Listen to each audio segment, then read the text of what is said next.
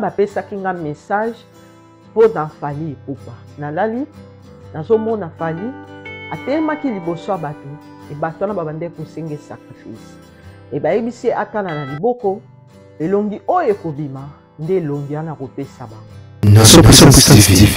ntango Fally atali na maboko nelongi na maboko na ye ezalaki mwana na ye oyo alingaka mingi ya mokie moto abimaki ya mwasi bien aimé ntango Fally atali abandi koganga alobi ye te bango bainsistaki balobi ye eya alobi ye te abandi koganga na koganga abandi kokima mbango azoloba bi nabongoli motema nakomi kosalela nzambe nakoyemba so miziki ya mokili te. Ainsi dit l'Éternel, Fally Ipupa nzambe atalisi namoni monde des ténèbres namoni bato bazosenga oyo ezali sacrifice et sacrifice oyo basengi yo ezalaki ya mwana na yo ya mwasi oyo olingaka mingi mais oboyaki kopesa oyo ezali mwana na yo ya mwasi okimi ogangaki olobi okoki kosalela oyo ezali nzambe après leki 2 semaines nzambe aye kotalisa nga namoni bato bazo intercéder mpona ye. Prophétesse malheur pe. On a coupé bien prophétesse malheur. Aka prophétesse. Et là on a coupé koloba. Nzambe abengela rabatu na bandenge bini. Nzambe kokyo bengela moyibi na prison. Nzambe kokyo bengela mutu na lit d'hôpital. Nzambe kokyo bengela soda na front. Nzambe kokyo bengela ona este okutani penya na lion boye. Nzela koki mezate obiye na mitiki zwanga. Nzambe azana ba façon ebele soka linga benga oya. Biso nyonso mutu akokyo telemela pela nzambe azate. So nzambe obenga Fally. Aza mosali na ye, aza mwana na ye. Eloko nyonso Bible elobi chaque chose a son temps. Il y a un temps pour toute chose. Donc, ce qui temps na ye ya kosalela mokili nde tolobaka. Bato mokili, asaleli mokili, ayembeli mokili, abineli mokili. Ekoki nzambe abi stop yaka. Fally aza makasi oboya pela nzambe. Ba Carlito bangwana bakoma oyembela nzambe. Le pasteur Francis Tatou. Il y a un temps où j'étais aussi dans son église. Et là, ce jour-là, j'étais pas venue au culte. Et il m'appelle. Qui, lui, là, le pasteur? Oui, le pasteur. Ah, parce que tu commençais à prier là-bas? Oui, je priais là-bas. D'accord, ok. J'ai prié là-bas aussi. J'ai été invitée par une amie, Lénie. Et tu as commencé à aller là-bas? De temps en temps, j'allais, voilà quoi, le temps de me localiser. Donc, j'allais de temps en temps. J'aimais bien découvrir aussi les églises. D'accord. Chose que, quand j'étais avec le pervers, interdiction d'aller dans d'autres églises. Qui connaît la sœur Intel? Et là, comment dire, Lénie qui dit, oui, moi, je connais la sœur Intel. Ok, mais je ne la vois pas là. Est-ce que tu as son numéro de téléphone? Mais oui. Lénie qui dit que oui, j'ai le numéro, pasteur. Les gens peut-être qui nous regardent, ils vont dire peut-être que non, mais ils te connaissaient vu que tu priais dans son église, que j'ai été invité par Lénie. Oui, effectivement, ils me connaissaient parce que j'ai été invité par Lénie. Mais quand le Seigneur l'a révélé, que ma sœur, quand il m'a appelé, bonjour ma sœur Justice, comment ça va? J'ai dit oui, ça va pasteur, mais je ne te vois pas là à l'église. J'ai dit oui pasteur, j'avais des choses à faire. Et là, il me dit, Dieu me dit que si tu étais resté dans ce mariage, c'est la mort qui t'attendait. Tu allais mourir. Tant autre comme nango, ils attendent moko. Ce qui mutu à se ressaisir te. On sait la erreur et belé. Tant oyo pas si ezo bakisama na mboka ko bakisama. Mais Bible les justes vivra par la foi. Amen. Mais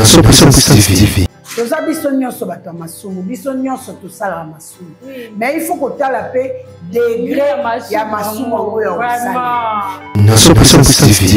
si on a pas pris nyonso bango batia wana basuraka sécurité ya ba ndeko na biso otoke ko déposer kuna te na kanisa peut-être bazara na ba caméra vraiment soki bazana sécurité c'est que bango moko mutu ba yibi yango Parce que on limite par rapport à nous. Statut on est qui mouki. Tant mouta au cool tanapea na saka mouné. Bon fungola te papa. Wani ni fungola sécurité na bino musana. Pourquoi va venir à Marie Missamou? Il faut tout là. Dans un pourcent qui va venir à Marie Missamou place Bakunda et va pêcher à venir. En tout cas pour nanga, soit bino moko bato interne. Mais oui. Oui, ça ne se peut que dans la nécropole. Oui, oui. Ils ont un entraînement, ils ont un sortiment. Ils ont que au quotidien, au milieu pour la télé, il y a bango ba contour, na penda ba. Ils ont clair, souka ti souka, on a boy. Moi, il y a pas de moi bezala. Bonjour Makati, bonne maman, vous allez bien? Et en tout cas, vous avez bien Angola, nzamba zo batela. Makati ngene bisoko apona tiwana ya tanga wana oyo bandeko pesa la publicité pona ekindenge kitaka secret wana. En tout cas, mama tiwana penze sunginga makasi. Esunginga penza tiango en tout cas bike baki ekiti singa penza secret quand ndenge loba kikita secret na makila en tout cas ekiti singa penza secret na makila tina niveau pe que docteur amoni que non secret na ngezongi normal akatinga penza insuline donc nde nazabo o 2 mois déjà yango nazwaka isusu insuline te maison kati eza ya bana ya Congo maison kati eza ya bana ya Congo maison kati do eza ya bana ya Congo do maison kati do eza ya bana ya Congo do tozana ba projet belé eza nango naturel mwamba papa wana makasi ya ba papa tanga bio isuki sa pommade élargissante pona ba papa pirito voir clair FD purge ba produit à maison Kati yango wana ekanga maison Kati amemeli biso ba produit naturel ya bien oyo ko traiter nzoto na biso malamu mingi koleka. Plus de détails kende na Kintuka Pêcheur avenue Maindombe numéro 99 référence Carrie Grèce.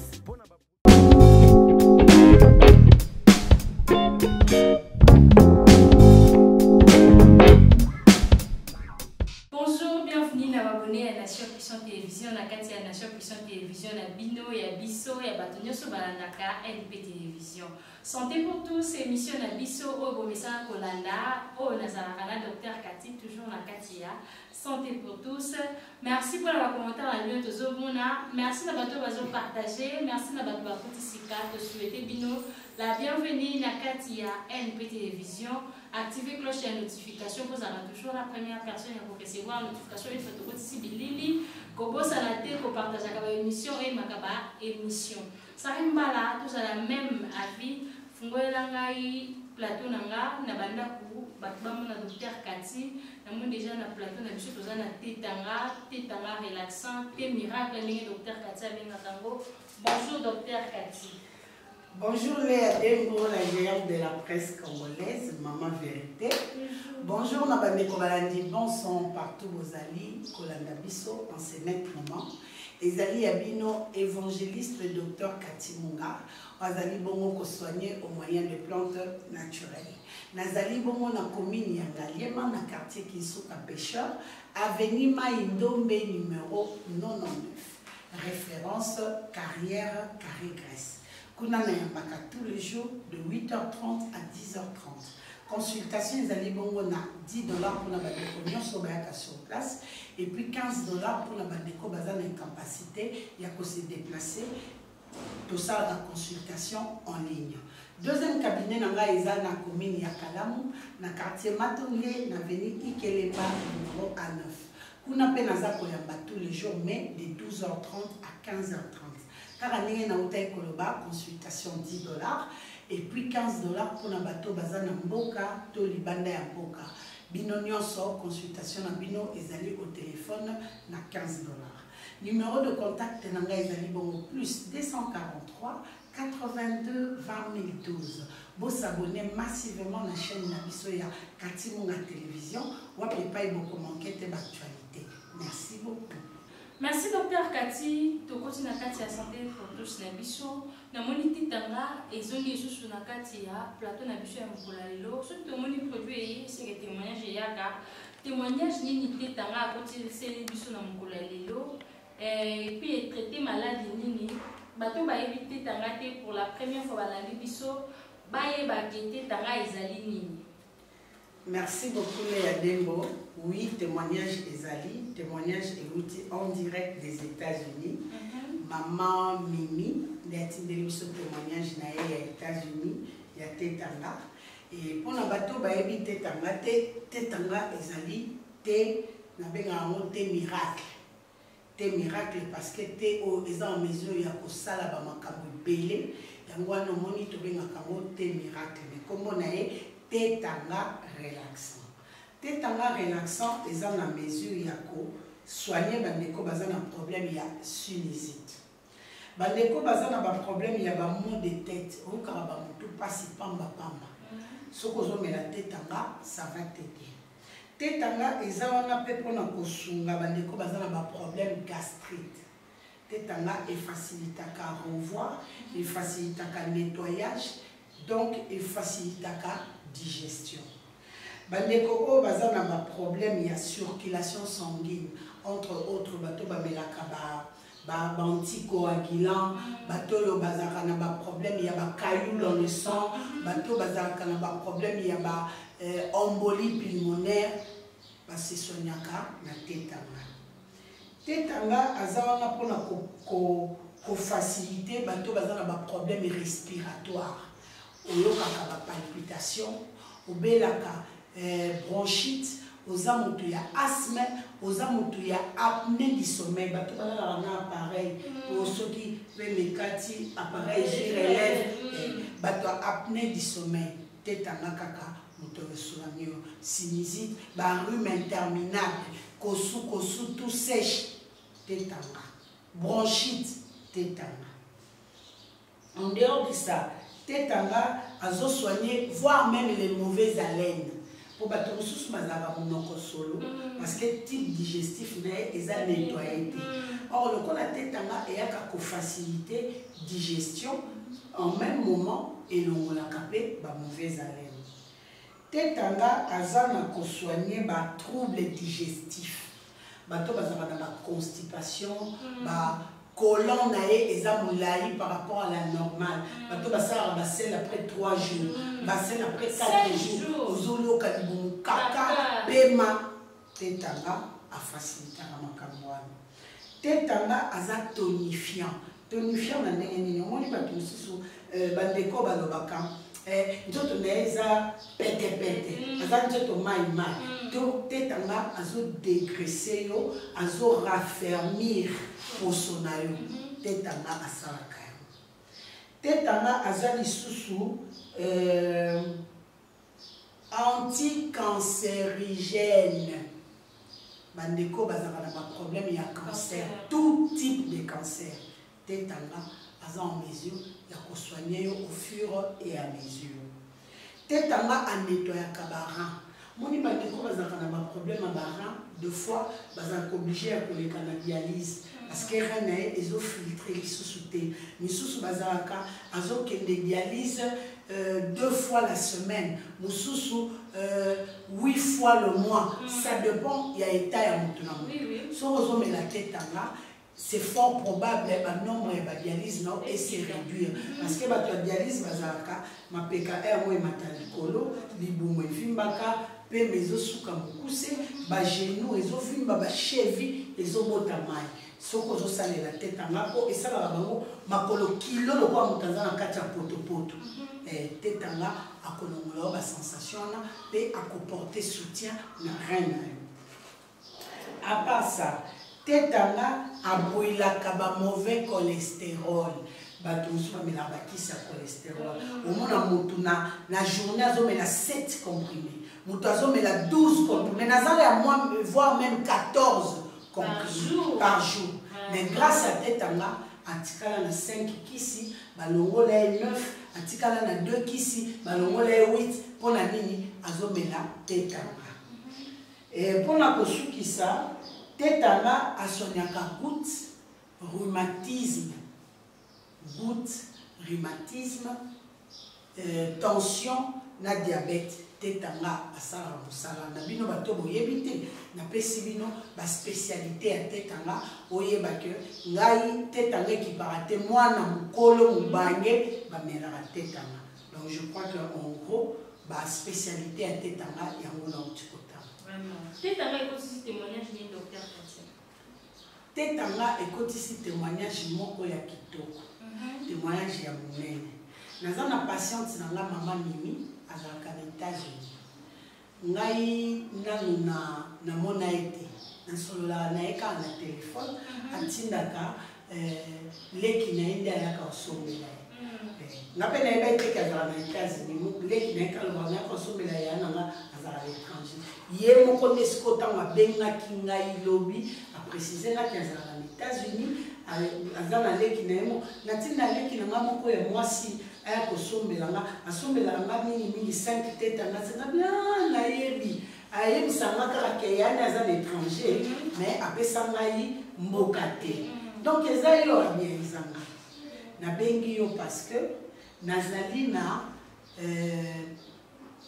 collègue na nga moko aza antillais mobali antillais mwasi pe antillaise aza na 32 ans mais depuis babalani ça fait 4 ans bazobota te nde nayebisi ye nalobi te abi batindeli bakisi na bango kuna ya anti azwi na ye solution te basali ye mpe batraitement ya kuna na États-Unis esimbi te nde ayebisi ye yaka naza na mama moko na Kinshasa mama na akosunga yo mama na opesi yo bakisi na ye esalaka bakisi na ye eza bien ekopesa yo solution na eloko ozoluka yaka nde akosolola na mwana mwasi yango lelo na pokwa oya problème ya kobota ya biloko anga nayokaka monoko na bango nga na kozala interprète mabi problème eza te nga ntina nayekola ngo wana donc na pokwa lelo nde tokosolola na ndeko mwasi wana par rapport ya kobota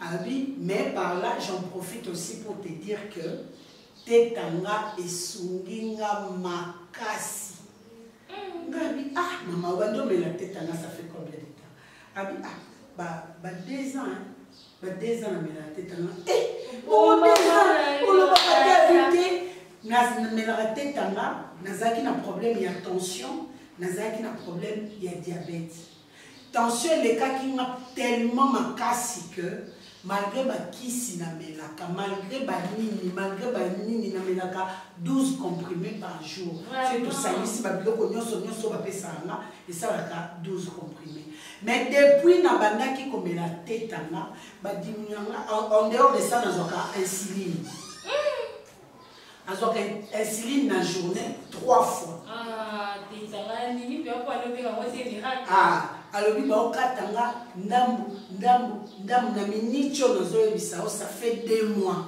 nazwaka liso insuline te natikalaka na 2 comprimés oyo namelaka de 12 à 2 sans insuline yango nalobaki natindela yo message oyo oyeba vraiment nini esalami nga maman Mimi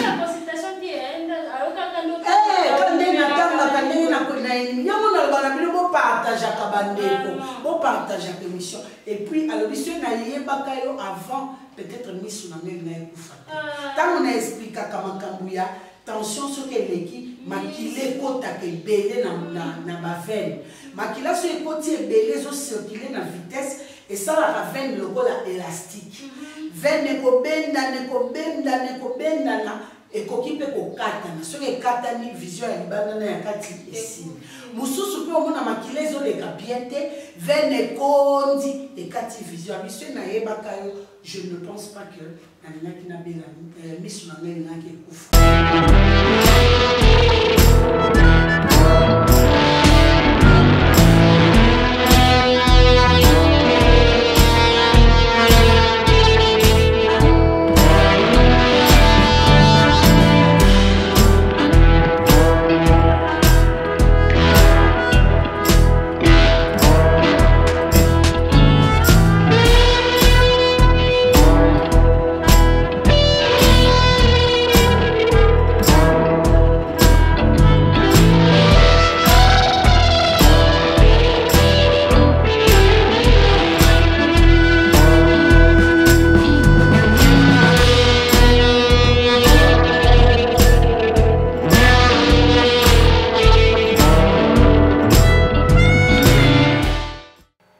sœur na Paris asalaka ngo so bakomi na hiver Amélie Técho. C'est ma commune là, la commission thé glacé. Oh, c'est la formule. Thé glacé. Abina tellement mingi. Ba na ngape ba mesa na bango. To mela ngo bon. C'est to na hiver to mela on est ba ko ta hiver bo wana zo misko thé tangachu. C'est ba ki na été et comité glacé. Vraiment. Biso ba courant moi compliqué. Na on me quand ba mususu. Vraiment. Ba facilité ba bol biso to za.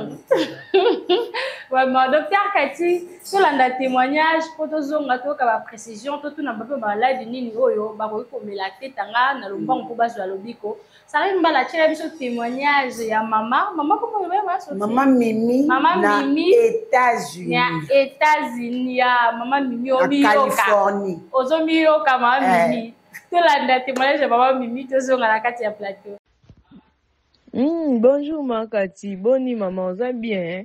Et en tout cas, biso toza bien Angola nzamba zo batela. Makati na ngena biso ka pona tiwana ya tanga wana oyo bandekulu besa pisa la publicité pona ekindenge kitaka secret wana en tout cas mama tiwana penze sunginga makasi sunginga penza tiango en tout cas bike ba ekitisinga penza secret quand ndengolo ba kikita secret na makila en tout cas ekitisinga penza secret na makila tina niveau pe que docteur amoni que non secret na ngezongi normal akatinga penza insuline donc nde nazabo o 2 mois déjà yango nazwaka isusu insuline te donc abande ko kitanga ngo malembe zo kitanga dose malembe ti ay ko katanga ngo penza totalement donc banda penza katanga 2 mois yango nazwaka so insuline te na donc na koma sucre penza komanga na makila normal sucre penza zonga normal donc pancréas na penza zongi normal donc kana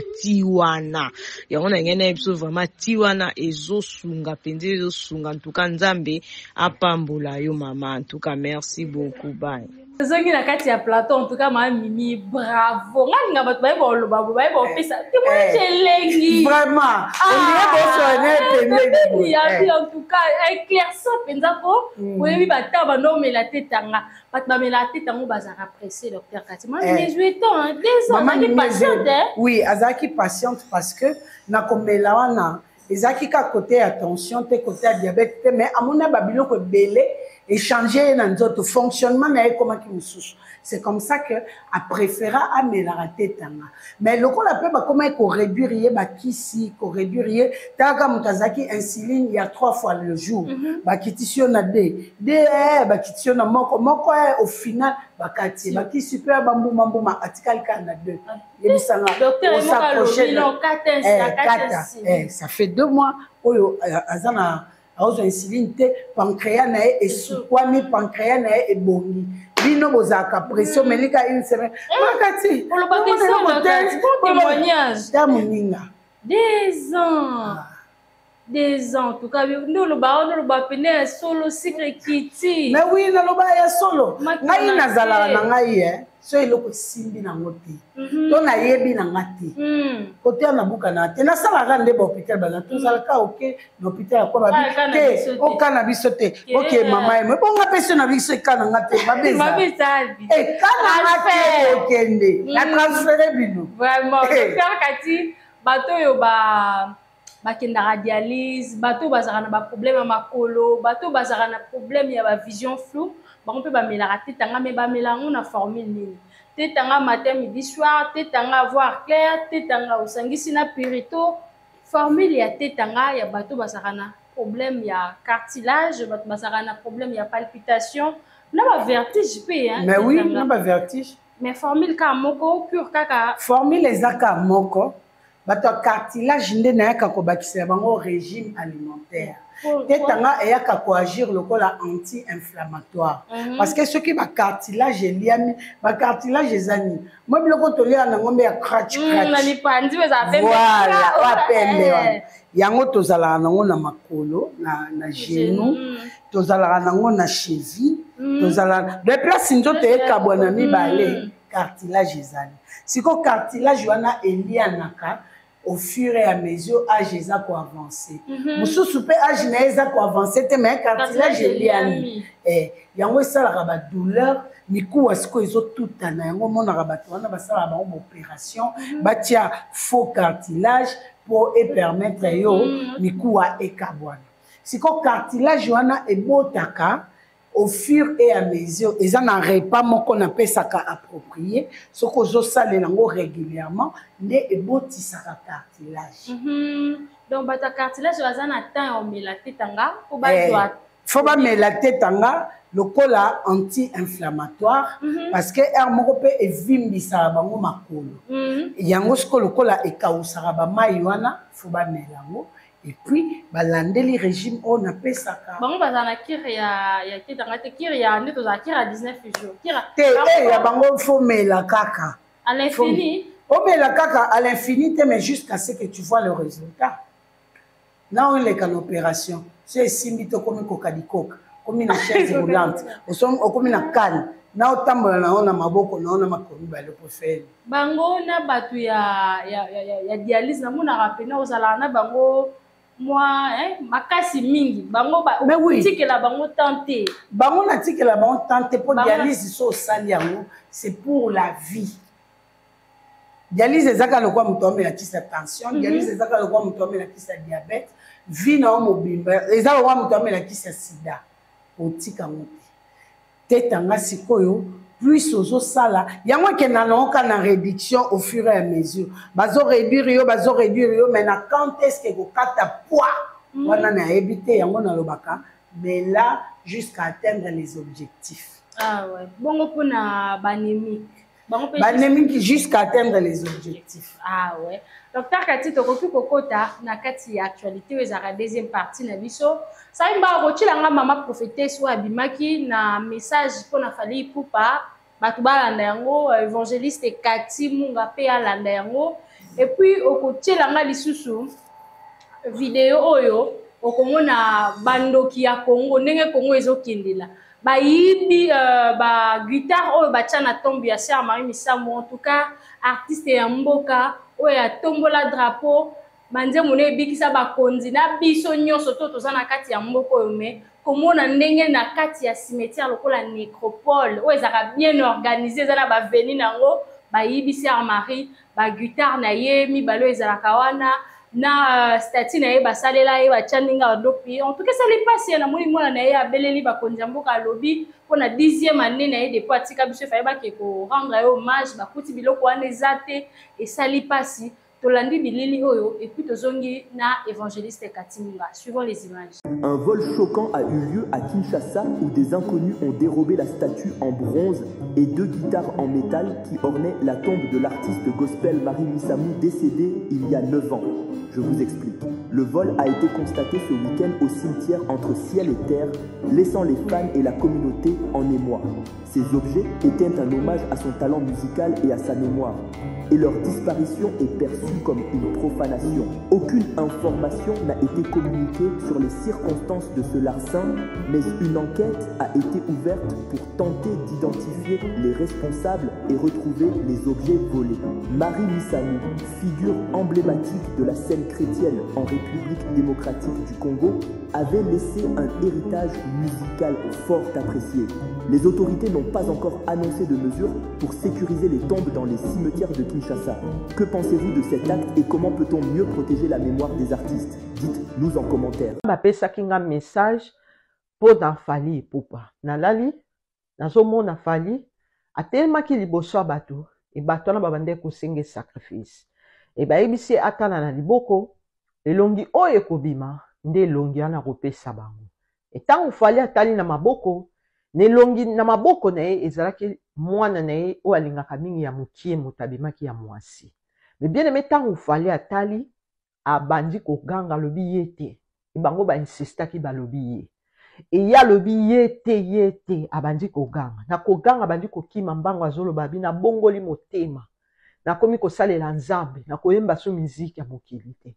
Me bien aimé ngana bandaki kotala na kati na miso ya molimo ndenge Fali azoganga engala bandaki kokamwa bala moko na lamuki nazalaki na pongi wana ezalaki samedi passé esali 2 semaines mes bien-aimés et lobi na ekolala nzamba azotalisa nga na moni bato babandaki kobondela bato babandaki kointercede ntango napusani natuni nga lobi nani pasteur na bino abi tozala pasteur te me tosangana boye tobondelaka mpona motu moko nzambe nde moto asangisa biso natuni bobondelaka mpona nani tobondelaka mpona Fally babengi nga na ya kokota me bien aimé na ezitaki te na koti tobandi kosala intercession ezalaki kaka mpona Fally ntango naye kolamuka nazalaki na kati ya pongi ntango nalamuki nabondele epa na nzambe nzambe alobi na ngai makambo oyo nayebaki na kotalisa yo makambo oyo natalisaki yo na makambo oyo natalisi yo kende kopase message ekomela oyo ezali mwana na nga Fally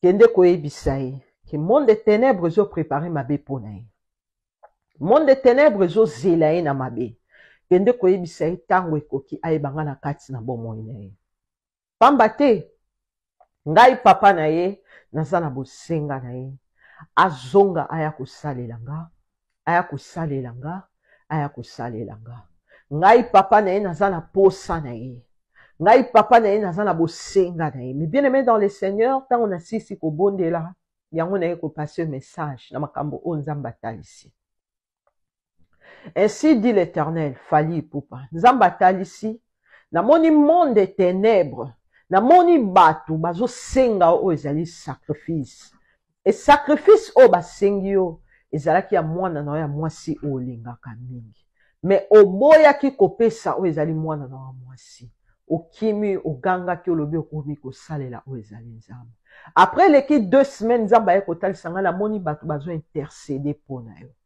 mais bien aimé okoki koandirsi oyo ezali motema na yo mpona kosalela oyo ezali mokili me tika nayebisa yo eza na mutu moko oyo azobondela mpo na yo oyo azolala te kobondela mpo na yo mpo osalela oyo ezali nzambe mpo oyembela oyo ezali nzambe Fally oyembeli mokili bagloire nyonso ekweleli yo bahonneur nyonso ekweleli yo olingi kozala likolo me tika nayebisa yo moto oyo azalaka likolo eza kaka Yesu oyo amonaka makambo nyonso aigle ya solo eza nzambe yeba oyo ezali nzambe na kati na bomoi na yo se repentir tango yango oyo se repentir pamba te monde de ténèbres ezoprépare mabe mpo na yo baza na kado ya mabe mpo na yo babongiseli yo mais bien aimé nzambe na biso aza le Dieu d'amour alingaka komona bato bakufa na mabe te alingaka komona te moto ya masumu akufa na masumu na ye yango wana nzambe azotalisa oyo ezali mabombami ndeko Fally yeba nzambe na kati na bomoi na yo message oyo nzambe atalisi eza atalisi yango mbala moko te me nzambe azo-insiste na message kotalisa nzambe alobi na ngai nayebisa yo oza mosali na ye oza mwana na ye oza mwana ya diable te oza mwana ya satana te kasi ozali mwana na ye obengami mpo osalela ye ozolekisa ntango na opamba na miziki ya mokili mpo na bagloire me yebaki diable azoprépare mabe mpo na yo diable azoprépare yo oyo ezali surprise ya mabe diable abongiseli yo oyo ezali kado ya mabe mais bien aimé eza na bamusicien mosusu ata ndenge nini akokufa na ye kaka musicien profane eza na bamusicien mosusu ata ndenge nini nzambe akotungisa na ye bato te mpo na ye ase repentir mpo ete batindaki ye na mokili asalela kaka oyo ezali diable na mokili ayaki mpo asalela diable e akufa na ye kaka musicien profane baza ebele mais eza na bamusicien mosusu mais bien aimé lokola Fally nzambe azoreklame ye asalela ye mpo ete abotami na elembo ya kosalela oyo ezali nzambe abotami na elembo ya koyembela oyo ezali mokili te mais diable a désorienté ye mpo na ayembela ye e diable amemi ye na nzela mabe diable amemi ye na orientation ya mabe diable aorienté ye mabe na nzela oyo akei mais bien aimé akomi deja mosika na yango oyo obetelaka Fally maboko tika nayebisa yo ozobetela Fally maboko te mais ozobetela esprit mobimba oyo eza na nsima Fally nde oadoraka Fally aza na ye Fally mwana na nzambe na temps oyo ya kolinga akosalela oyo ezali nzambe mais diable azwi ye lokola instrument mpo autilize ye mpo na œuvre na ye et yo okumisaka Fally yebaki o adoraka o ezali diable mobimba mais sans le savoir. Et pour na ba pasteur o bazo encourager Fally bayebi ke Fally aza mwana nzambe fo salela o ezali nzambe mokola suka nzamba kotuna bino. Et bien aimé nga na tosi na mongongo wa nzambe. Okoki kofinga bokoki kochola mais na tosi na mongongo wa nzambe. Que Dieu vous bénisse nde na lobi na kombo ya papa pe ya mwana pe ya molimo mosantu nde na lobi amen. Le pasteur Francis Tatou. Il y a un temps où j'étais aussi dans son église. Et là, ce jour-là, j'étais pas venue au culte. Et il m'appelle. Qui, lui, là, le pasteur? Oui, le pasteur. Ah, parce que tu commençais à prier là-bas? Oui, je priais là-bas. D'accord, ok. J'ai prié là-bas aussi. J'ai été invitée par une amie, Lénie. Et tu as commencé à aller là-bas? De temps en temps, j'allais, voilà quoi, le temps de me localiser. Donc, j'allais de temps en temps. J'aimais bien découvrir aussi les églises.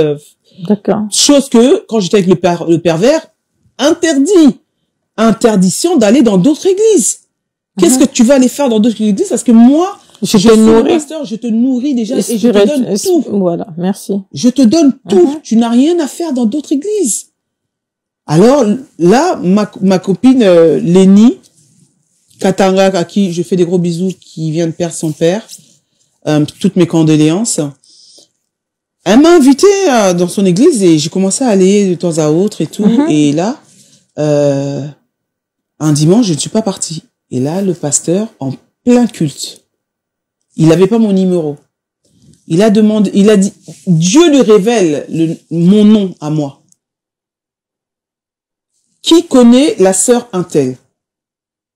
Et là, comment dire, Lénie qui dit, oui, moi, je connais la sœur Intel. Ok, mais je ne la vois pas là. Est-ce que tu as son numéro de téléphone? Mais oui. Lénie qui dit que oui, j'ai le numéro, pasteur. Il donne le numéro. Il appelle. En plein culte. Et les gens peut-être qui nous regardent, ils vont dire peut-être que non, mais il te connaissait vu que tu priais dans son église, que j'étais invité par Lénie. Oui, effectivement, il me connaissait parce que j'ai été invité par Lénie. Mais quand le Seigneur l'a révélé, que ma sœur, quand il m'a appelé, bonjour ma sœur Justice, comment ça va? J'ai dit oui, ça va pasteur, mais je ne te vois pas là à l'église. J'ai dit oui pasteur, j'avais des choses à faire. Et là, il me dit, Dieu me dit que si tu étais resté dans ce mariage, c'est la mort qui t'attendait. T'allais mourir. Et j'ai eu des frissons sur tout le corps. On va aller doucement. On est presque à la fin. On va aller doucement pour finir un peu ces témoignages parce qu'après, on fait un peu de témoignages. Ça, c'est suite et fin. Tu as marijuana, je sais pas. Pourquoi le bélangon spirituellement, et ça qui nous qui, et ça quand batu pour passer les qui n'ont pas besoin de voir qu'on soit en charge.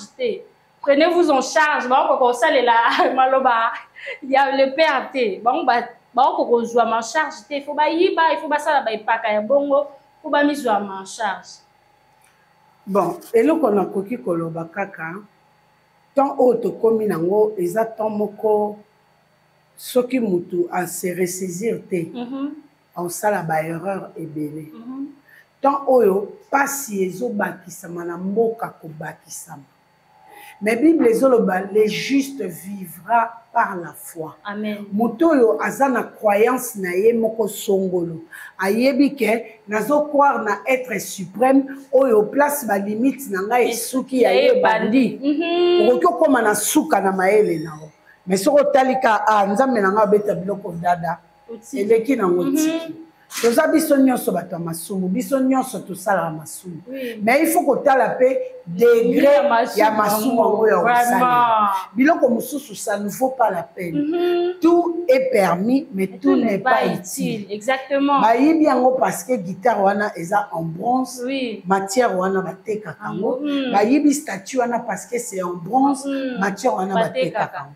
Si ko so na tali nécropole ndenge batombola nécropole lokola batombola mapango ya bagebe soki ndenge batombola nécropole lokola mapango ya Gombe ya ma campagne sikoyo na baprix nyonso bango batia wana basuraka sécurité ya bandeko na biso oyo toke kodepose kuna te nga nakanisa peut-être bazalaka na bacaméra soki baza na sécurité c'est que bango moko mutu bayibi yango parce que on limite par rapport à nous na ba standing wana za kuna na standing asiko mutu ayibi yango abima puis po ba sortir yango ezaka owana bino boki okunde bembe oye na sac mobo ya munene statut wana ezalaki moke ntango mutu akoluta na pea na sac ya munene bofungola te papa wana nini fungola sécurité na bino mosala yeni po biso nyonso toyebi sorti ezaka moko wana epuis bavenir ezali okoyi bavenir ya Marie Misambu ndenge ni fotuna naza mposala kende avenir ya Marie Misambu place bakunda ye bapesi avenir en tout cas mpo na nga soit bino moko bato ya interne moto boyibi yango mais oui biso nyonso tokenda nécropole eza na entrée moko eza na sortie moko eza te ke okoti zambazamba obimi kuna te ya bango bacontourna mpenza bazamba eza to moto omono toomona clair suka ti suka omona boye moye oyo bata moyibe ezala te boko ti abujaka yango ti atimola yango ti alongola alongola yango ezalaki sude seki ayaki na basi ti bakoti na basi mete wana baokata bino boyoki kaka te ti babendi eloko wana monene ya kilo moto abima na saki auti cimetière abimi na saki ya monene etike bino mpe kaka te bofungola bwana kamera te bwana kamera kaka bato babwaka plastique na se te babwaka papier na se te mais biloko ya bato baza kuna nde bayibi non c'est pas bien aza quand même artiste ya mboka na biso bon na comprendre na ngango mpe po respect ya vie humaine kutu eza te nde respect ya bamort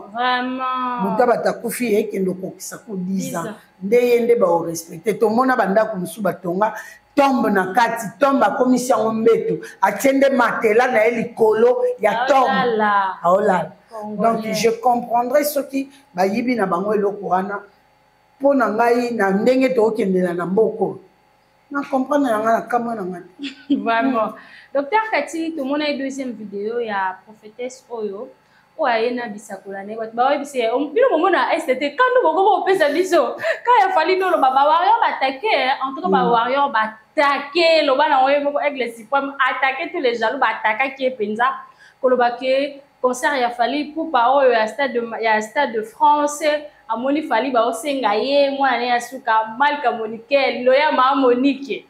Bon c'est gaé mais fallait aboyi yango ça la fallait et ma fallait na bonzambe banda osambela kwa oboyo opesa so so tobinde fallait alingaka mwana ne moi swana abimisi partout ba concert à stade de Marseille la fille azalaki mais to ki sikoyo et pas ya prophétesse wa benga e prophétesse de malheur bino ba prophétesse de malheur est la biso bomona ate bomona kama ba artiste prophétesse de malheur pe nga nakoki obenga ye prophétesse ya malheur te aka prophétesse eloko nga nakoki koloba nzambe abengelaka bato na bandenge ebele nzambe akoki obengela moyibi na prison nzambe akoki obengela mutu na lit d'hôpital nzambe akoki kobengela soda na front nzambe akoki obengela o na este okutani pena na lion boye nzela kokima eza te obi yesu na mitiki zwanga nzambe aza na bafaçon ebele soki alingi abenga oya biso nyonso moto akoki otelemela mpe na nzambe aza te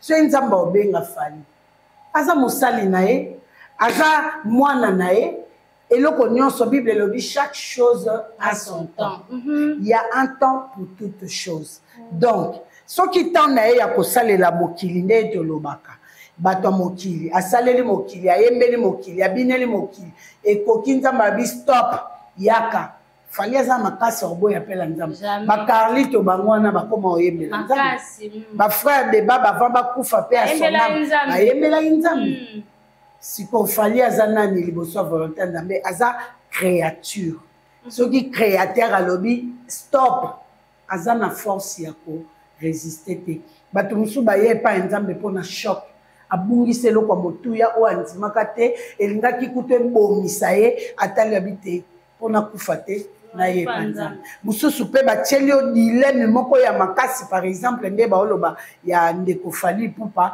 ba tchelio dilemme ke pesa mwana nao atali bolingo na zaka na mwana nga tamia na tika musique na zongela nzambe c'est possible mais je ne suis pas là pour na koloba akosi to ezamanga lokuta te tango ya solo la nzambe nga nzalaki te nga na pesika ba detail ya ndenge nzambe bengelaka bato nzambe akokyo benga ope na kisomite na yo na kistarte na yo abi esuki wana zongelanga namona kitai kuna lobi alingi na eli sute il est en plein succès makasi ya mobondo mais alobi te na zonge panzambe ye moko ayebi nini akuta na ye nango kuna ayebi makambo nini esali ke a laissé tomber azongela nzambe donc il fallait pe soki aye kozongela nzambe Bible lobi faites de toutes les nations mes disciples. Amen. Donc il sera l'un des disciples oyo aza gagné na mokili pour l'œuvre de Dieu eza mabe te akomi frère Fally Ipupa kati na nkolo mabe ezala vraiment docteur Kati tokomi consulter à la fin. Au moins une vidéo ya maman pasteur wabi pasteur alinga bomayi na poto kuna émission landi yango pasteur alinga battre la réputation na yema préféré aboma maman pasteur heureusement nzambe za bolingo abateli maman pasteur wana makambo bato ba loba ke ba pasteur na monya tangi na kombo na ese pasteur mbuta so na kula bangi nikolo ko cha vidéo live technique ezalaka ba pasteur ne bazo sala ke batu batika ko sambela po balakisi batu vrai face na bango ko so nomona ba pasteur père spirituel nanga ye pelande Jésus ye pela kutala na Jésus surtout ba bana ni bana mingi balinga shoko makambo sambela te ba pasteur na mina lokutana na ko makambo tozo mona pa ba pasteur eza solo ke ba pasteur ne bazo pousser peuple de Dieu batika makambo sambela. Non, ba pasteur ya solo bazali. Ba pasteur au pe diable a déguisé a comme si bango ba pasteur pour na ko tuka bana nzambe ba désorienter bango bazali. Pasteur nyonso azoleka na évangile aza appelé de Dieu. Te Bible ezoloba au dernier temps na koloba na bino na yebi bino te na benga ka bino te. Eza biblique makamoto omona eloko moko te bimi na contexte ya libanda ya Bible. Dieu nous a prévenus dans sa parole. Donc muto atanga liloba aroyeba ke o ezatan ya bo o ezatan ya bo. Na moment oyo bato bazara kotala biso maboko. Bato bazara ko sukola bato bazara ko beta bazeke balongwa na zeke po ba comprendre que awa kope baby ba ye l'église siko aye l'église alatine ka manteau mais comportement na ya kati échanger te azana eka na comportement na ya yebisa résultat nini ya malamu bozwa zéro besoin résultat. Et puis, bah, pasteur Moussous, à solo. Mais ils n'ont pas eu le temps de travailler sur eux-mêmes. Oui. Ils n'ont pas eu le temps de chercher leur propre délivrance. Parce que nous avons besoin de Bengio, nous sommes quelque part. Oui. Oyope, nous avons besoin sans effort, azana na ba mabene ya moi 20% bazali. Mais bah open nzamba benga ba ya 80 bi oso a continuer au kufa. Ya kazonga bazali. Mais tant nous avons besoin bongo. Bible zoloba, la foi vient de ce qu'on entend. Et ce qu'on entend, c'est la parole de Dieu. Oui. Parole de Dieu, ne moutezo nourrir âme na yo. Parole de Dieu, ne ko ça la travail sur ton âme. Pour âme na yo, résultat na moto mon na corps. Tant yozo sambela, c'est ton esprit qui s'accroît. Tant yozo tang la parole de Dieu, c'est ton âme qui est nourrie. Tant mouto atondi et la tissaration va passer au biloko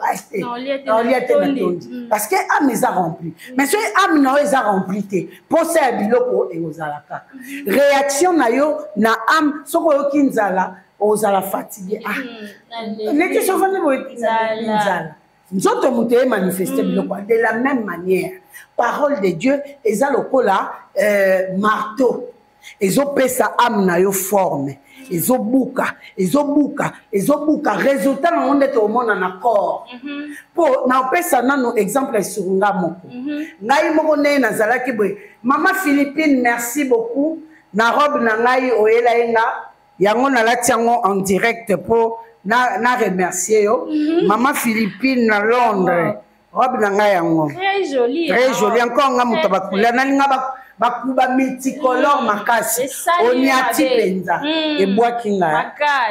Merci maman. Très bonne qualité. Merci beaucoup. Robe nanga kitoko penza na sepel na.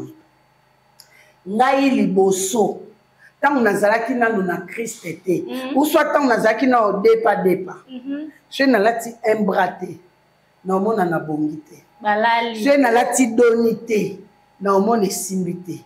Il faut moi fanti moko boye yawa. Il faut moi fanti moko boye zalawa. So que za te se que za na sima. So que za na sima te se que na lati mini. Mini nanga oyo so tuni bandeko na ndo bengo ba chevi.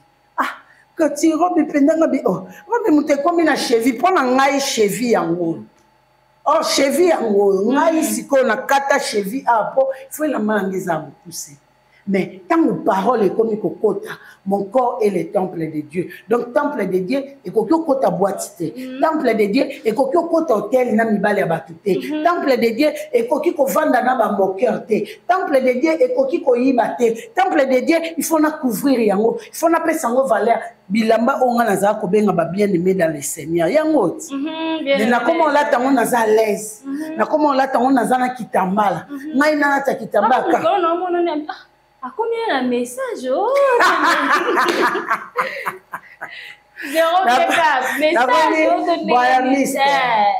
moi, je ne suis pas dans les religions, moi, je suis dans le christianisme. Et naza anga muta message te, naza kaka chrétien, croyant, pratiquant. Mais na sepeli na ngame liboso esimba te. Non les kanzeni. Non bandawa. Mais tant parole de Dieu comme kokota, natali ke ate. Nazaka munoko na koma pe mutu so alobi na nga na répondre te nazaka mutu abitumba mutu pe ko bousculer nga boy natali ekala na binzamba limbiso na lekani parce que parole de Dieu est 8 ans ya kosa musala. C'est vrai que na koki komi bois que la ba fleur te mais nga mo na yebi moi quelques-uns o nazaka kosala na comment sala te nazaka so olobi na nga likamu moko nga nazade ana 10 vitesse à métro. Mais si quoi, so yo kinga na 10 c'est que non le la parole de Dieu. Mais nazana mutu otie nazala bonté parce que parole de Dieu 8 ans. Yango ba serviteur de Dieu, il faut vous appeler temps et pour travailler sur vous-même.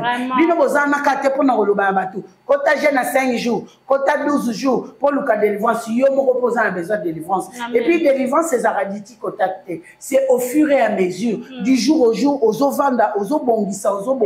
Donc comment va parfaiter parce qu'il y a que Jésus-Christ qui est parfait. Mais quand même comportement na yo et ta lisabatu ke aux amants na nzambe. A changer so retourner na venir na nga o ba yeba nga muto ba couper. Na so na beti couper na nga jean na côté si basket. Mayoka pa na sina meli na yoka te.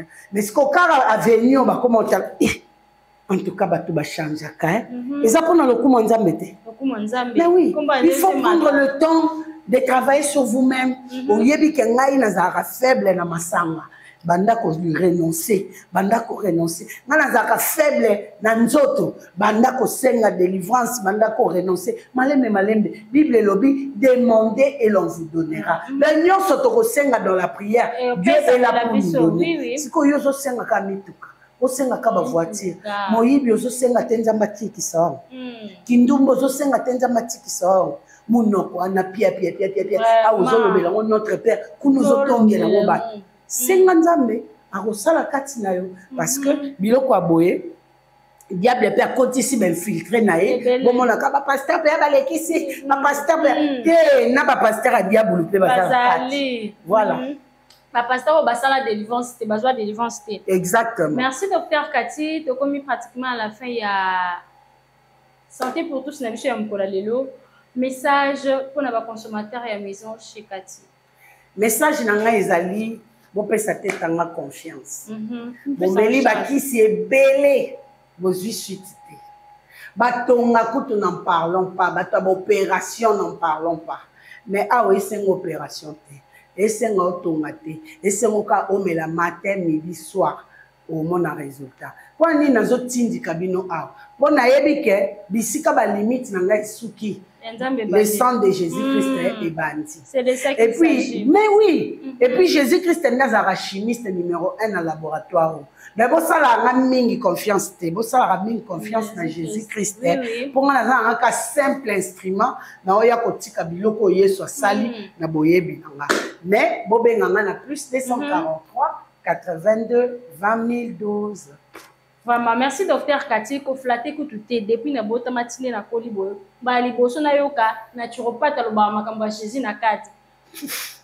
Donc quand lingi basane pasuka, lingi boye ko sukola, il faut pas katonzolo comme bon docteur Cathy naturopathe aloba makambo ya Jésus. En tout cas ça di nouveau di nouveau na makambo faut mo bete la muninga maboko. Gloire au Seigneur. Faut pesa muninga confiance, faut pesa chance. Bon, ça tête à chance. Comme ce matin, bon, mais la tête à merci beaucoup, ça arrive mal à Nassima Bilili, la réalisation. Merci de votre soutien Laetitia Dembo, l'agent de la presse congolaise. Papa Valki, toujours dans vos commentaires, na biso. Merci na Maman Rosalie Munga. Oui. Merci beaucoup à la biso tout le temps. Maman Thérèse Mbombo, va commentaire de mon athée. Maman Thérèse. Papa, depuis le Brésil, papa Silva Maboya, merci. Vous partagez mes missions comme le Brésil est belé, bino bozo la nabiso, tolingi bino mingi, bo ça la brancher na Katia Nation Puissante Télévision, à bosso télé karaté, tout ce qui est la bosoto. Zélate, prenez soin de vous. Au revoir. Au revoir.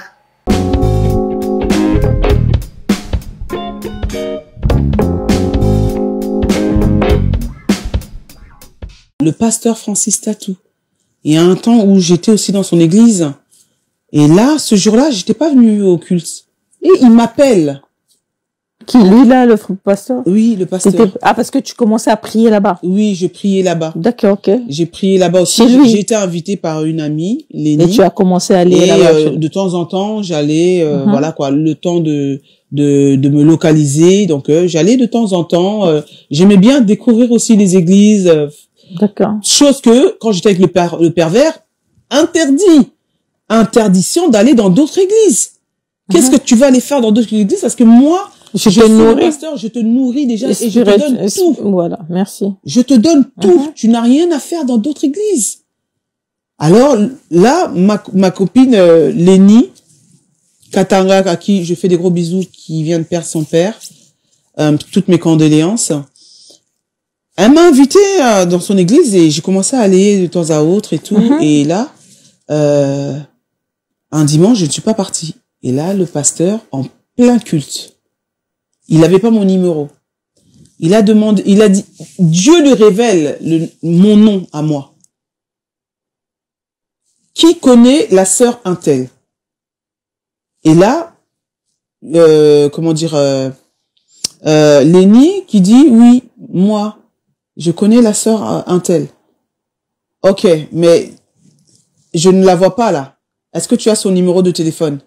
Mais oui. Lénie qui dit que oui, j'ai le numéro, pasteur. Il donne le numéro. Il appelle. En plein culte.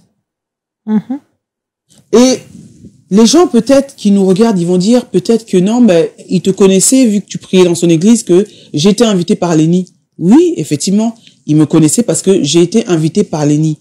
Mais quand le Seigneur l'a révélé, que ma sœur, quand il m'a appelé, bonjour ma sœur Justice, comment ça va? J'ai dit oui, ça va pasteur. Mais je ne te vois pas là à l'église. J'ai dit oui pasteur, j'avais des choses à faire. Et là, il me dit, Dieu me dit que si tu étais resté dans ce mariage, c'est la mort qui t'attendait. T'allais mourir. Et j'ai eu des frissons sur tout le corps. On va aller doucement. On est presque à la fin. On va aller doucement pour finir un peu ces témoignages parce qu'après, on fait un peu de témoignages. Ça, c'est suite et fin. Tu avais quand même expliqué au pasteur Tatou ce qui s'est passé dans ta vie. Jamais. J'ai jamais eu un entretien, jamais de ma vie. Même pas une autre personne. Même pas une autre personne. Même ta copine lui a pas expliqué. Même pas. D'accord. Même pas. Ok. Même pas. Mais c'est Dieu qui a parlé à travers le pasteur Francis Tatou, qui lui a révélé cela, qui lui a dit, ma sœur, Dieu me dit que si tu étais restée dans ce mariage, tu allais mourir. J'ai les preuves. Parce que c'était en direct. Vous savez, quand c'est en direct sur YouTube, hein. Le pasteur Francis Tatou, quand il fait le direct, généralement dans les églises, ils font des directs, et quand ils ont la chaîne YouTube, c'est aussi en direct. Et ça, je l'ai gardé jalousement. Parce que, pour moi, c'était, comment dirais-je? C'était, en gros, c'est suite et fin, quoi. Il a tout, bim. Il n'y a plus rien à dire. Quand Dieu parle, il révèle même à ses serviteurs. Et il lui a révélé.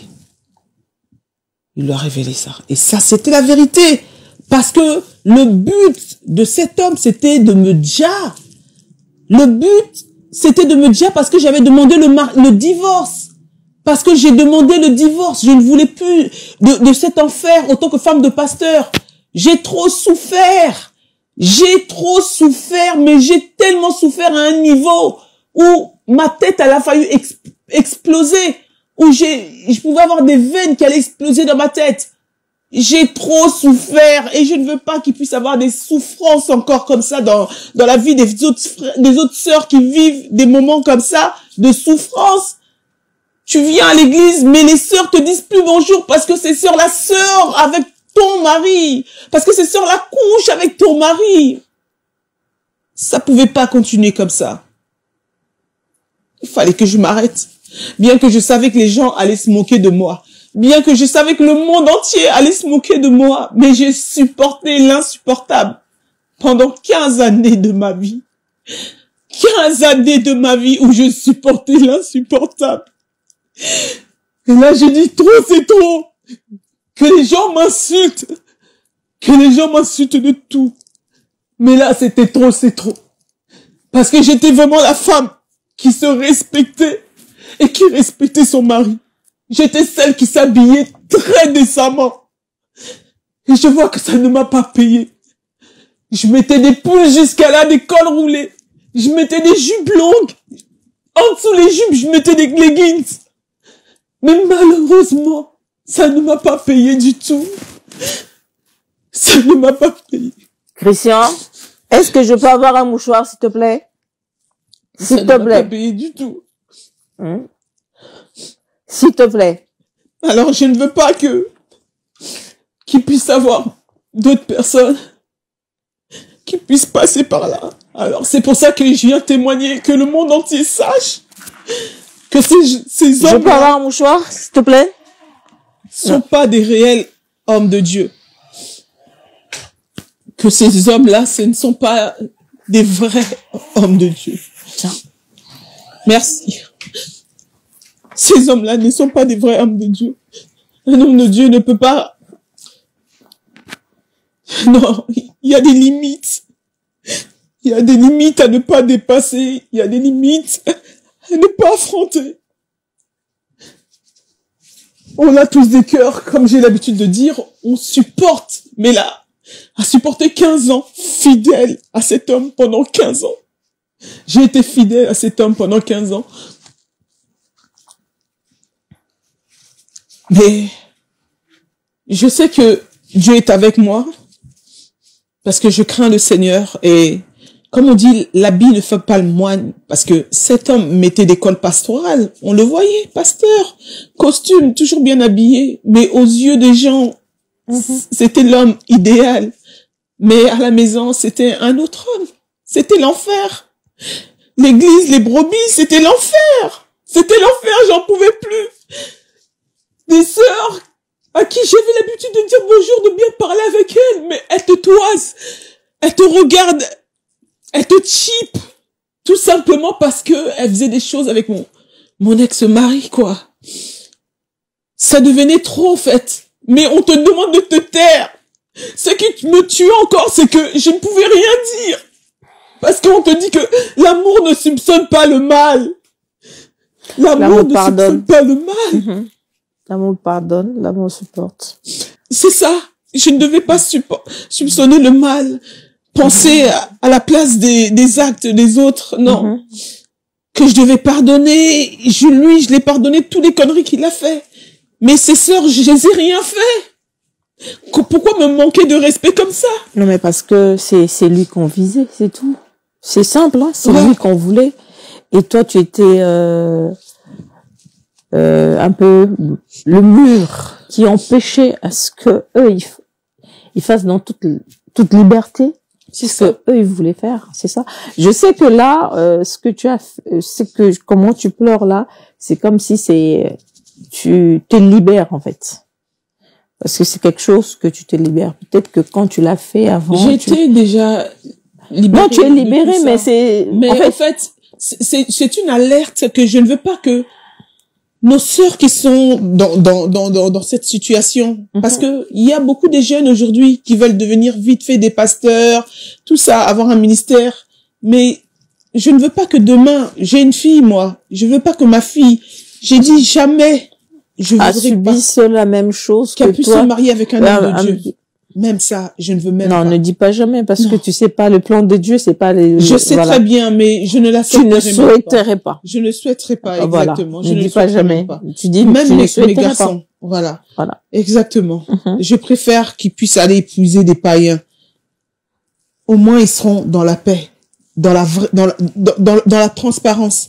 Parce que un homme de Dieu, un païen ne pourra jamais, je ne sais pas, mais dépasser ses limites.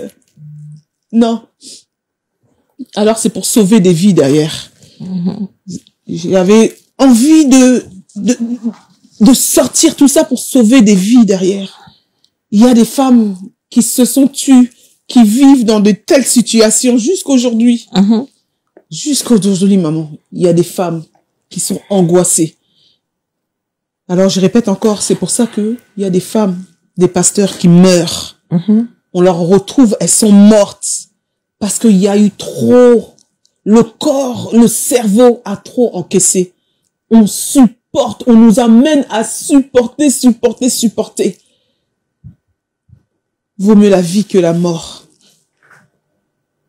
J'ai choisi la vie. Et pour vivre, il fallait que je divorce, que je sors de cette relation toxique. Il fallait que je sorte. En tout cas, merci beaucoup. Moi, je dirais pour le courage d'avoir accepté aussi de parler de quelque chose qui que t'as déjà ou t'as déjà dit solo en gros. Ouais. Et là pour une deuxième et que ça soit sur média. Et ce que les gens, pour dire les gens qui demandent à ce que pourquoi il a cité le nom de Mbouta, pas le nom du pasteur, bah on dira rien que pour les enfants, on citera pas le nom. Mais il y a des gens qui connaissent la sœur Justice Hiroshima. Oui. Eux, ils sauront vous dire c'est qui le pasteur. Exactement. On n'a pas besoin de citer son nom ici, sur ce plateau. En tout cas. Exactement. J'ai pas besoin de le mettre en lumière. Ouais, voilà. Babo au fou là. Donc, pour dire ça, quoi. Tobo au fou là. Donc, ce que je sais que...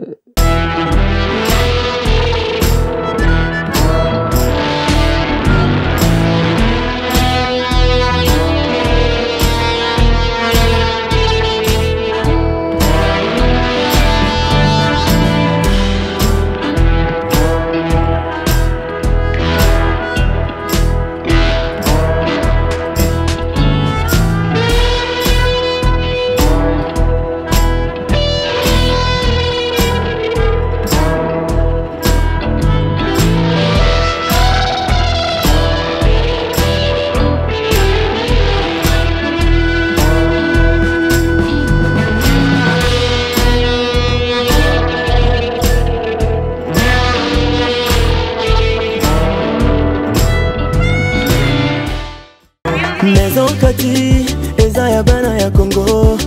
Maison Kati, eza ya bana ya Congo. Maison Kati do, eza ya bana ya Congo do. Maison Kati do, eza ya bana ya Congo do. Tozana ba projet belé, eza nango naturel.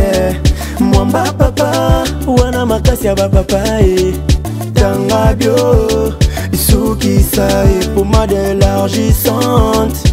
Pona ba papa Pirito, voir clair. FD purge ba produit la maison Kati yango wana Tanga Maison Kati amemeli biso ba produit naturel ya bien oyo kotraite nzoto na biso malamu mingi koleka. Plus de détails, kende na Kintuka Pêcheur, avenue Maindombe numéro 99. Référence Carrie Grèce.